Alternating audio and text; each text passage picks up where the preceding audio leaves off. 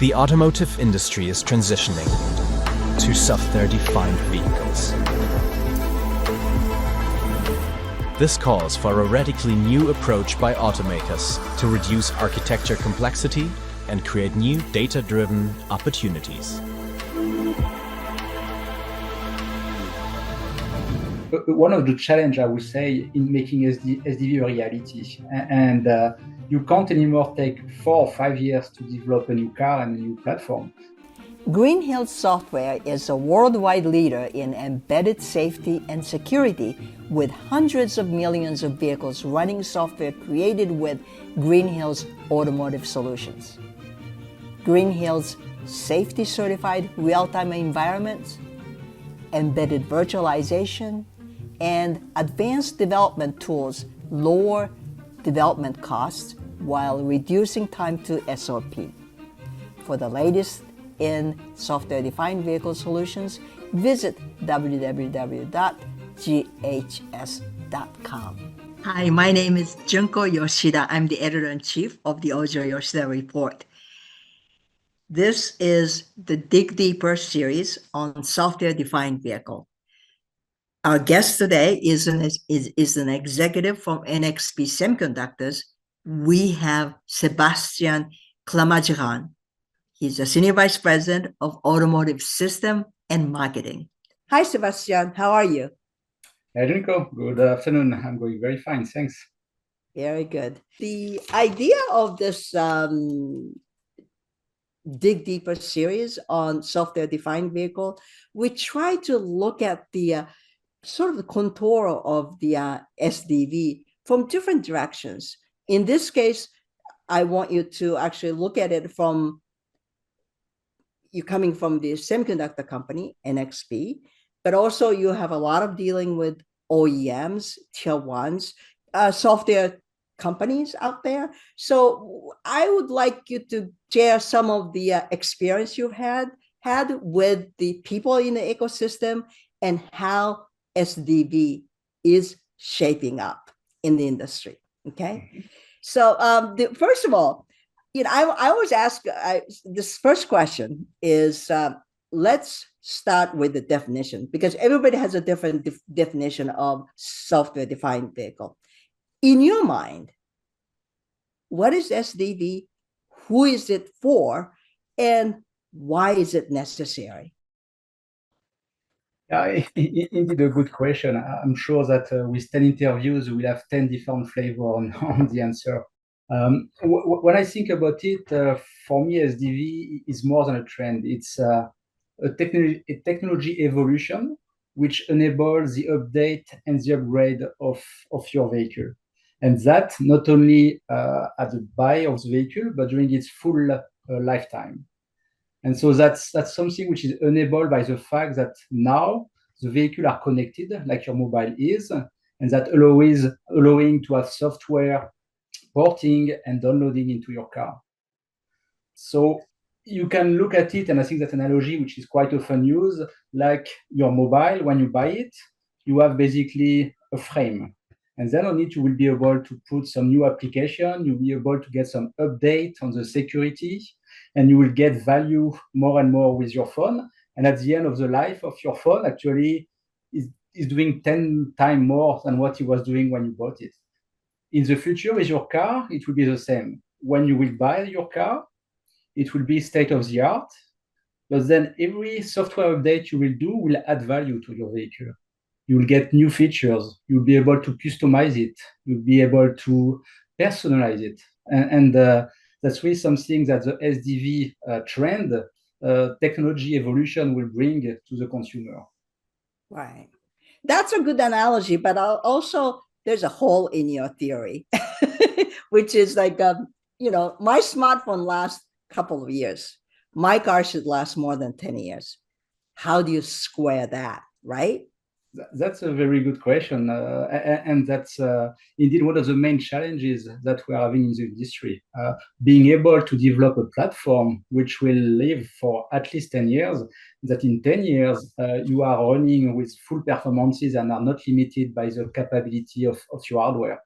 That's why when defining your SDV architecture and when selecting your platform for it, it's very important to keep in mind what will be required in 10 years to run your software on your hardware. And that's something which is a complete change of mindset for the industry, for the OEM, which has always been looking for the best compromise cost versus performance at the time of the release and not in 5 or 10 years from now. That is a very good point. And then actually from the OEM standpoint, this is a whole new world, because before OEM could ask, okay, NXP, bring me that ECU, and some other chip companies, I want to use your chip. And I think that's still going on, but at the same time, the way you describe of the future of software-defined vehicle means that it's going to be the platform more, in a way that chip companies who have the vast platform kind of wins. Am I exaggerating the whole situation? It depends by vast platform what you mean, but definitively the company who will be able to provide a comprehensive and broad portfolio in order to fulfill the needs of the OEM will definitively have a difference. When making an SDV, basically you are going to move from maybe 100 ECU to maybe 20 ECU. So you are going to consolidate the functions into less hardware. So you need to have actually a portfolio which allows to do this consolidation, but as well allow to have some scalability. So one chip will not make it all, right? You need to have a breadth of offering in terms of processing capability and networking capability, who are going to be able to answer the different needs, either of the zone or the domain or the central compute. And the company who have a broad portfolio who can actually deliver in each of these areas is going definitively to have an advantage for the OEM, because the software they will develop for one function in one area can be actually reused in other areas. So you can develop a software for a function in the vehicle compute. If you can as well port it easily in the zone, that's definitively a benefit for the OEM. And that's definitively a strength we see within NXP portfolio. Yeah. All right. So I'm going to switch a gear a little bit, because I was kind of curious that how long has NXP been working on the development of this platform? I think the word, the terminology, software-defined vehicle, started to come up maybe the last 5 years. And what sort of demands have you received from your potential customers on the SDV front? Yeah, indeed, we hear more and more the name SDV in the press and everywhere since 2020. But actually, if you look at the architecture evolution and how will the hardware evolve as well to support it, NXP was already in 2017 thinking on how will the gateway of a car evolve and what will be the new requirement needed. So already in 2017, we were putting in place the concept of our 5-nanometer product, the S32N, which is released now to enable the to enable the SDV.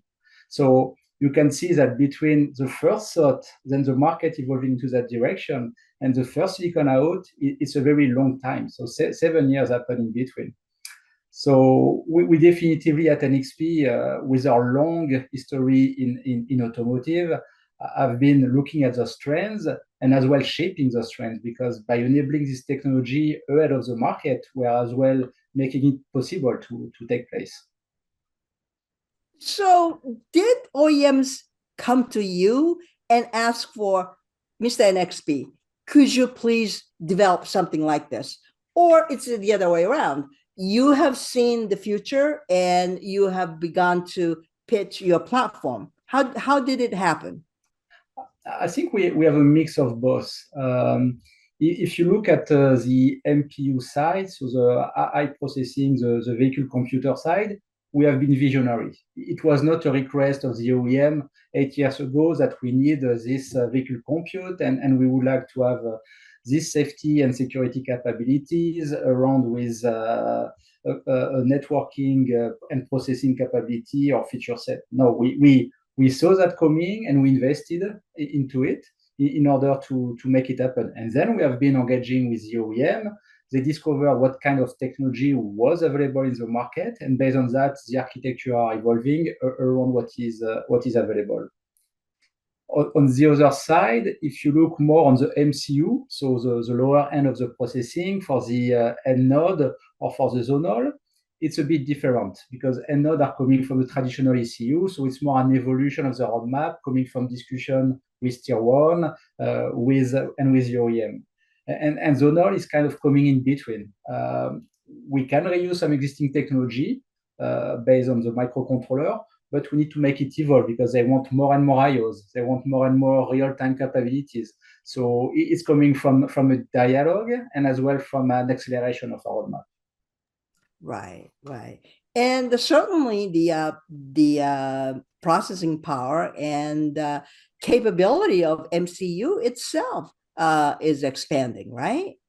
I mean, yeah, definitively. By concentrating multiple ECU in one component, you definitively need more processing capabilities. But that's not the biggest challenge. I mean, everybody can put more ARM core together in one component. It's not difficult. You just put the IP together. What is difficult actually is to ensure that you have a strong and comprehensive security and safety concept. Because what you have to ensure is that the ECU, which were before isolated box and without any communication or risk of data sharing, you need to ensure that when they are in the same chip, actually they are completely fully isolated. And that's a concept we are actually having developed on the S32 family with a strong isolation, ensuring that we have a freedom of interference between the different functions of the vehicle. Yeah. Is that what you call hardware enforced separation? Or?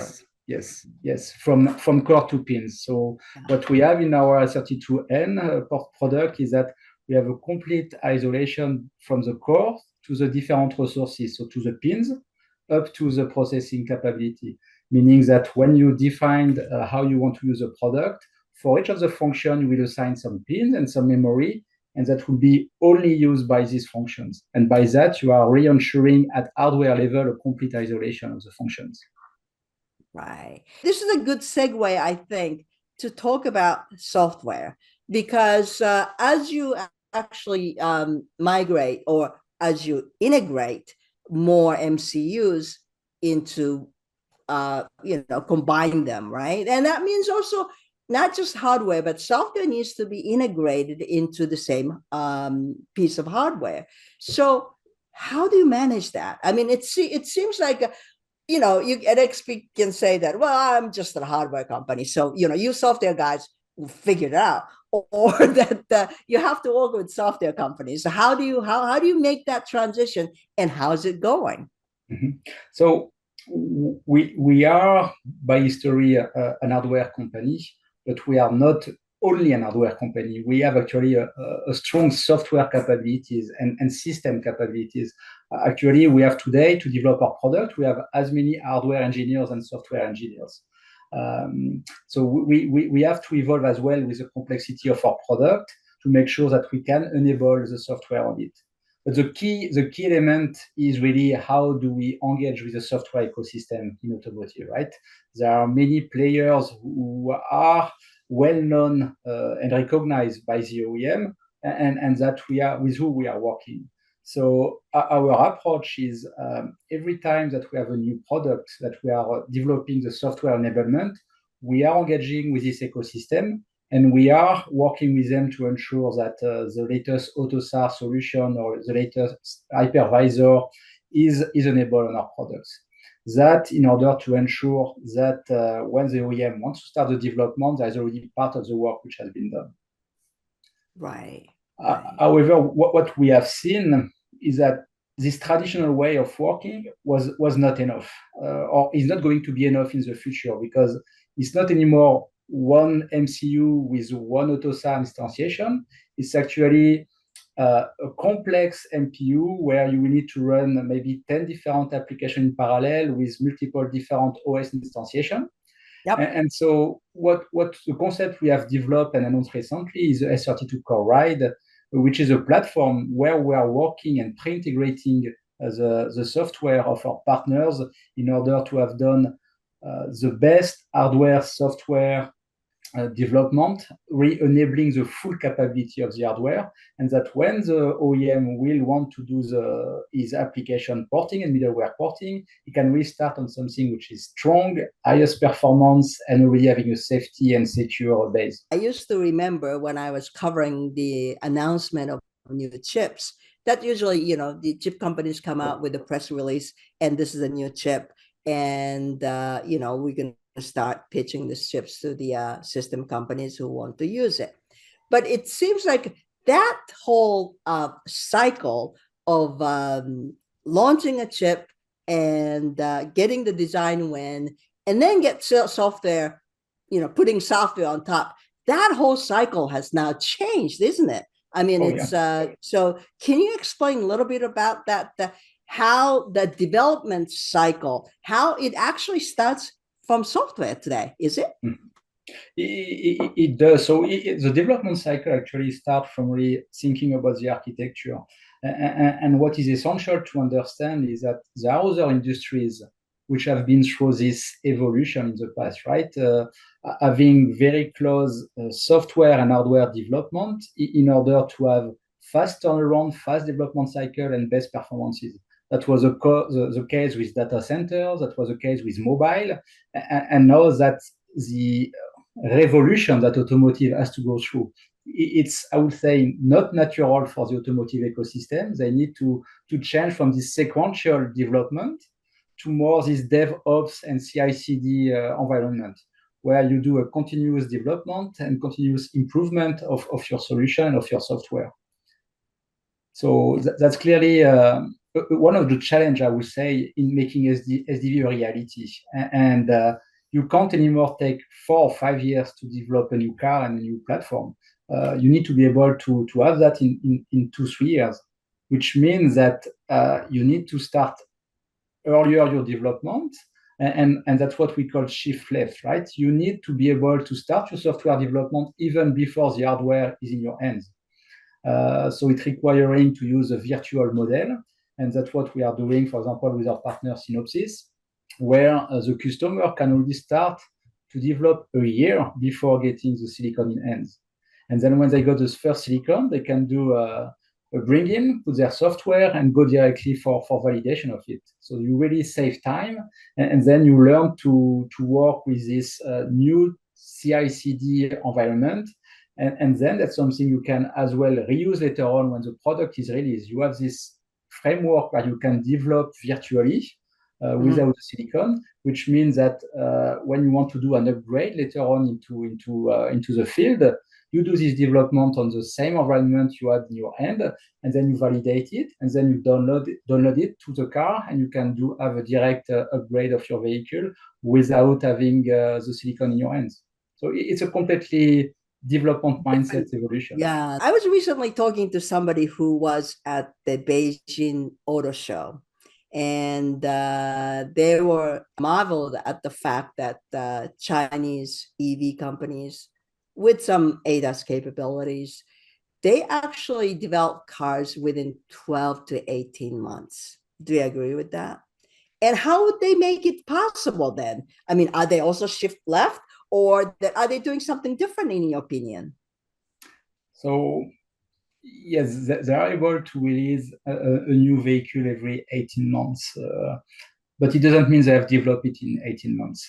When you speak with them, it's more like they have a TikTok approach. So they do a major change, which take probably 3 years, but then after 1 year and a half, they will do a small update.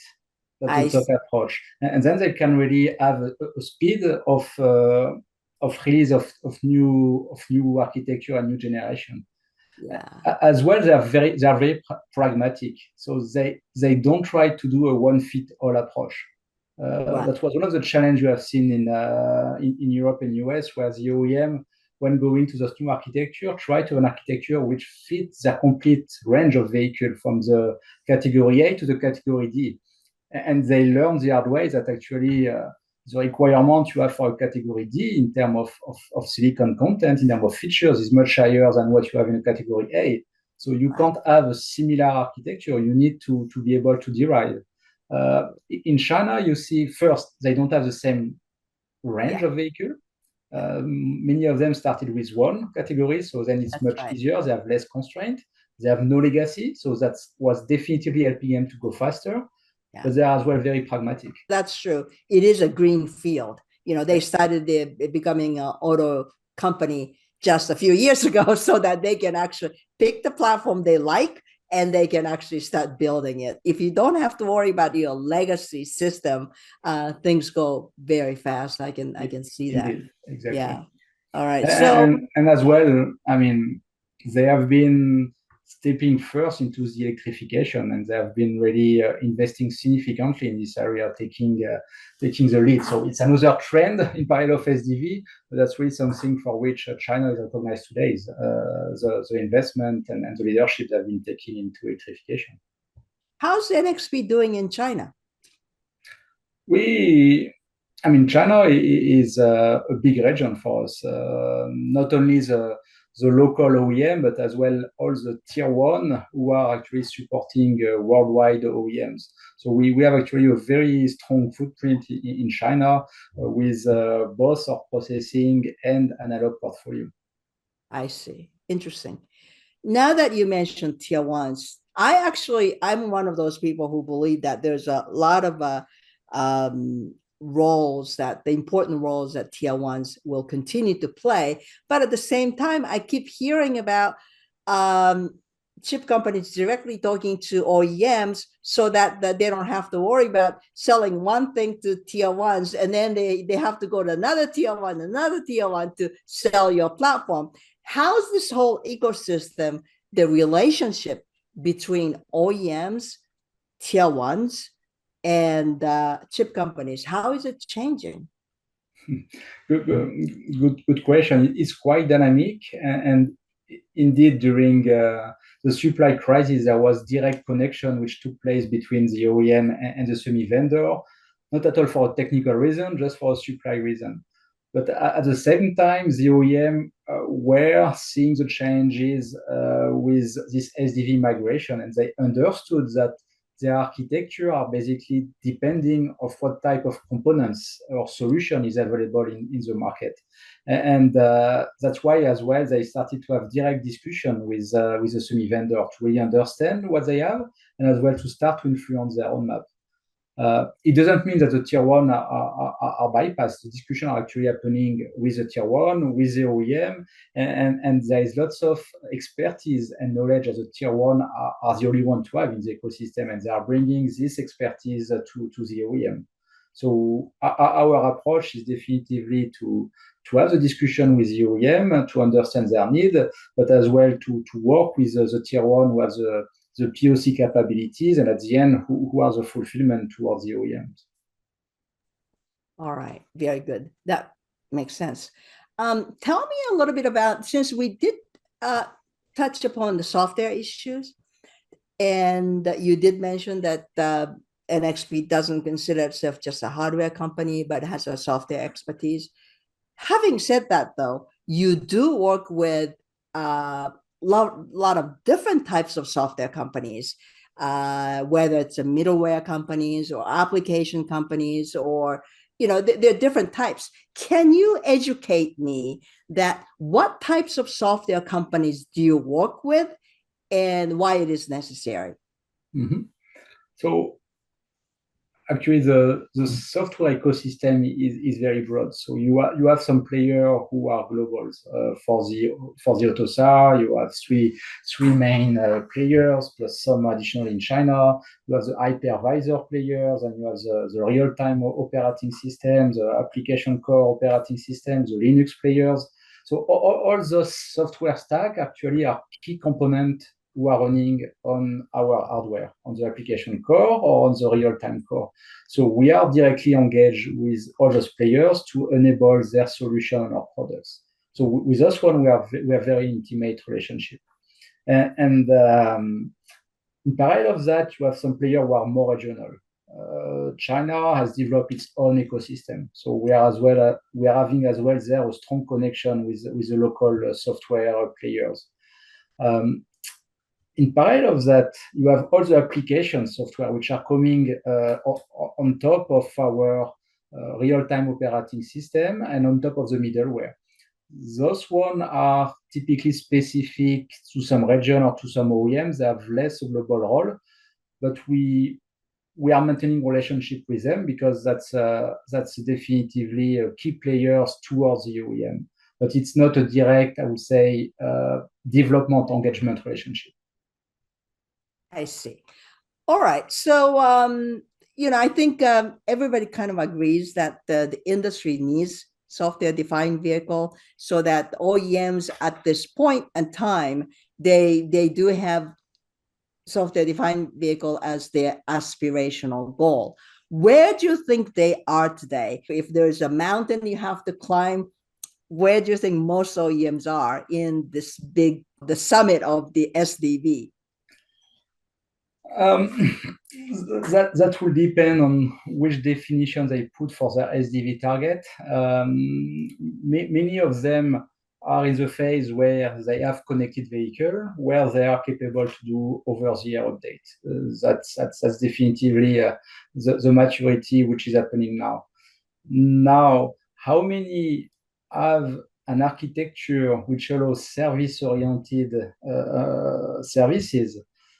Today, I would say almost none, right? Many are working on it and are evolving their architecture to be able to do that, because the key benefit and the key challenges for SDV is to get access to as many data as possible in your car, and to have those data exchange between the different function of the vehicle, but as well with a cloud in order to do some data processing and some analysis outside of the vehicle.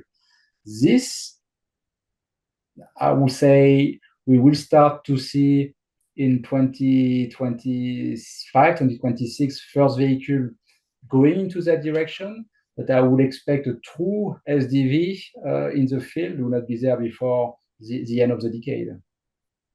Okay, when you say service-oriented software-defined vehicle, service meaning that you are upgrading, say, your, I don't know, the air conditioning system, or making your seat warmer, or that sort of service? Or what do you mean by service-oriented? When we speak about service-oriented, it means the communication between the different functions of the vehicle are based on, I call a service. I have a request, I send the request, I receive the answer. That's a type of architecture. It's different from the service that I, Sebastien, as a driver, I'm asking my car to have. It's different. Okay, so it's inside the vehicle. Exactly. That different parts of the vehicle, I mean, different parts within the vehicle are talking to each other to enable or disable or the upgrade. Is that it? Exactly.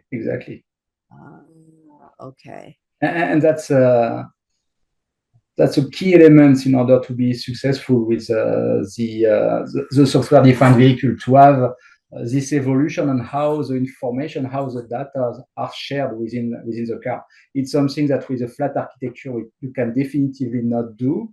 With the domain, it's still complex, and that's where the zonal architecture and where the central vehicle compute architecture facilitate the transfer of those data amongst functions.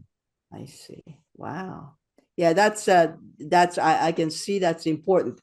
So what you're saying is that OEMs still have, OEMs and probably chip companies as well, still have some homework to do to truly enable service-oriented communication within the vehicle to elevate itself to become more flexible software-defined vehicle, right? Yes. And in order for that to happen, what are the key challenges you see? Is that the platform itself or the vehicle architecture? What is that? I mean, what makes that possible? I would say there is three main challenges. One is definitely on the technology architecture. The other one is on the development processes evolution, and the third one is more cultural and organizational. Architecture, we touch a bit about it, is in order to go to SDV and service-oriented architecture, you have to change your architecture. The existing one are not possible. So everybody is already working on that and looking for the ideal architecture.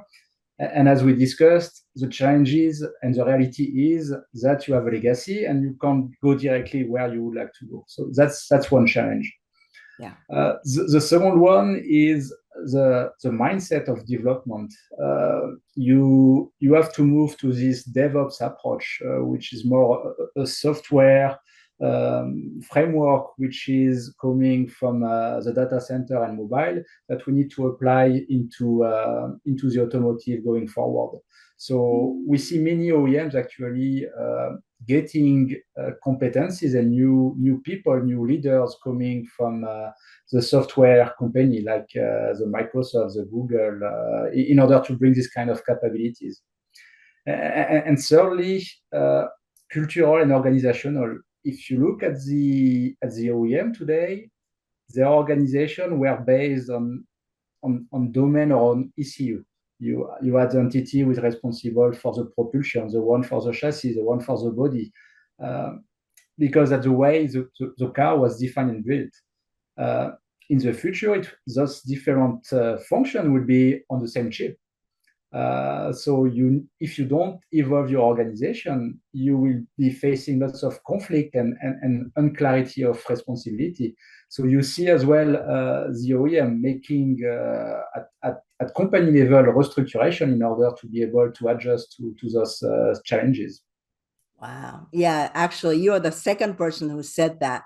Because people tends to do their business in a silo, because it's you have your task, you want to make sure that you excel within that silo, right? But when silos started to merge, yeah, there's a really human element to this whole engineering thing. I mean, it's like your company is not defined in software. It's your company is still defined by hardware, right? Yeah, exactly. And so that's really a change which has to happen.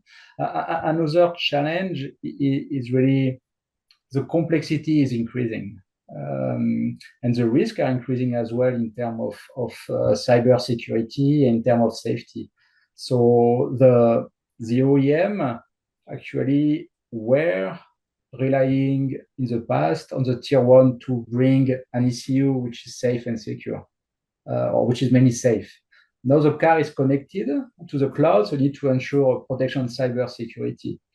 Now you are putting 10 ECU in one component. So how do you manage the safety of those 10 functions in one component? So that's where they need to identify the right partner who can really provide a platform which bring the right safety and security concept to follow this evolution. And that's really something which is part of the DNA of NXP. We have 20 years of experience in both domains, safety and security, and that's something which is essential to identify in your partners to define your vehicle architecture. No, that's a very good point. Actually, that leads to my last question, because when you look at the automotive semiconductor landscape, it's been a long time that I think in the very beginning, more than 10 years ago, people started talking about this central compute, right? That was new 10 years ago. And the companies like NVIDIA would come up with the super duper, the central compute chip comes out, and then everyone said, wow, this is going to be a teraflop battle. But now, 10 years later, yeah, it's still important, but the car is not just that. Car is not just that. There are many parts of it. It's not just ADAS. It's not just AV. It's not just the infotainment system. It's got other real-time parts inside the vehicle.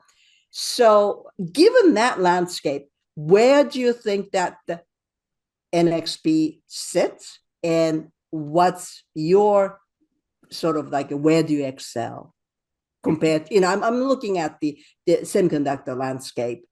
Yeah, no, it's indeed a good question, and you made a good description that there are different domains in the vehicle. Autonomous driving, so the vision part, and the infotainment are big HPC, where you will have the NVIDIA, Qualcomm, Mobileye, who are coming and bringing this technology from the mobile or from the IT. Because that's about user interface, that's about running Android on top of a big engine. It's not about safety. So what you have besides those two HPC is what makes a car, right? It's everything which is linked to the vehicle itself, which is driving the different function, like the propulsion, like the dynamic of your car, all the body interaction. That's all those functions which are real time, which are making your car driving and making your car safe. The focus of NXP is exactly this one. It is being the platform provider for the core of the vehicle. So where we are strong actually is in providing a very broad portfolio from processing, from networking, from analog perspective, in order to not have only few components, but to have the most comprehensive portfolio, hardware and software, in order to enable this vehicle core. And what we have realized is that with the complexity of this vehicle core increasing, it's becoming more and more important to not be only a component provider, but actually to be a system provider. And by that, I mean that you need to understand the system challenge of the OEM, and you need to deliver the software which goes with your component in order to offer a platform on which you will have a comprehensive security concept and safety concept. And that's really where we are unique in the market. We have 20 years of experience in security coming from the mobile market and the smart car market.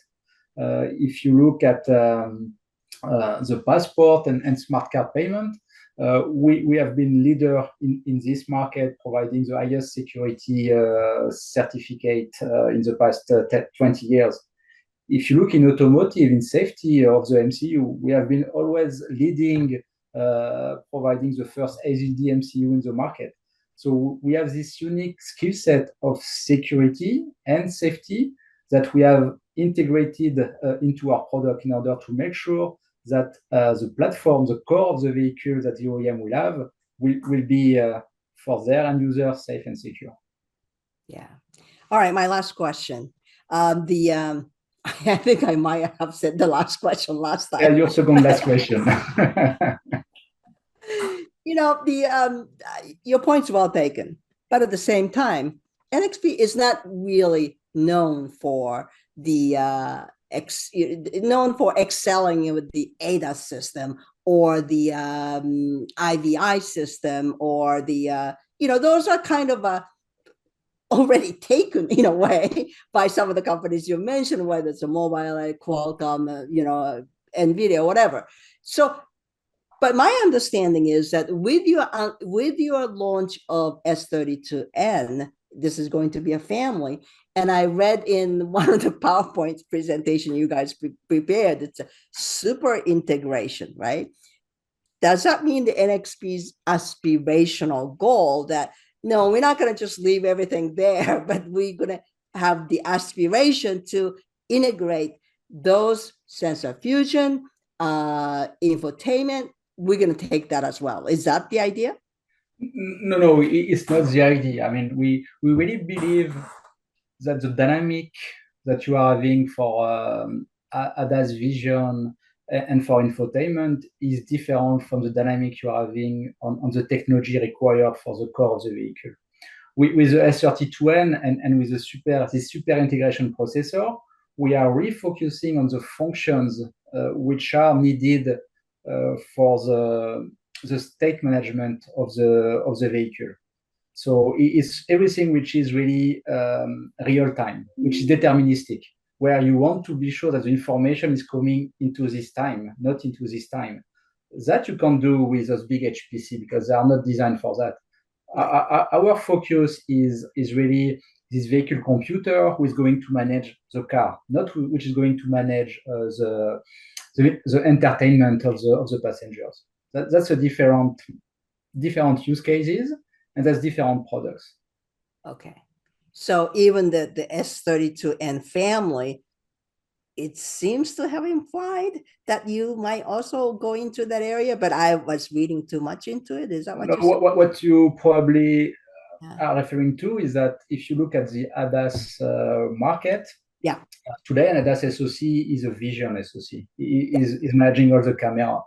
Then NXP is providing most of the radar in the vehicle, right? Radar processing. And then the fusion is either done in the SoC or is done on the safety processor. And that can definitively be embedded into the S32N. Yeah, that's a good point. Yeah. And especially that ADAS requires scalability of processing, right? The more you go, the more processing increase there will be. And that's so right. The S32N can definitively be used as providing this extra processing they need going forward. So to offload the ADAS SoC. I see. No, that's a very good point. I was writing a story about the automatic emergency brake, the new mandate coming from NHTSA, right? Mm-hmm. But obviously what some of the tier ones and OEMs are worried about, because I was reading this comment section of the Federal Register, and then I realized that, wow, these guys are really worried about the real-timeness, that if you have to fuse the sensor data coming from radar, coming from vision, and you have to brake at the right time, and you do need extra piece of hardware if you can actually process it real time, right? Yes, real time and with a safety microcontroller, right? You have to be SDV for this kind of application, which are really managing the life of the driver, and that's really where the key DNA of NXP is, and that's what we have in our S32 portfolio, and that's what we embedded in this S32N super integration processor, having some application core capabilities to support some of the, I would say, traditional applications, but then as well having all those real-time, deterministic, and safe features. Yeah. All right. Very good. I learned a lot. Thank you so much, Sebastien. It was fun talk. Thank you. Yeah, you're welcome, Nico. Thanks for giving me the opportunity. Okay. We'll see you soon. Maybe next time in Paris.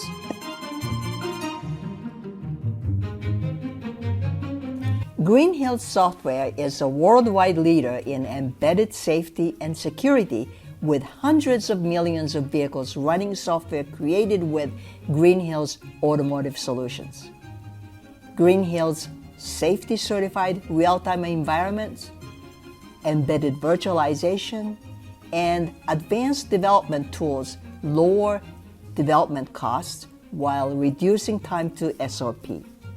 For the latest in software-defined vehicle solutions, visit www.ghs.com.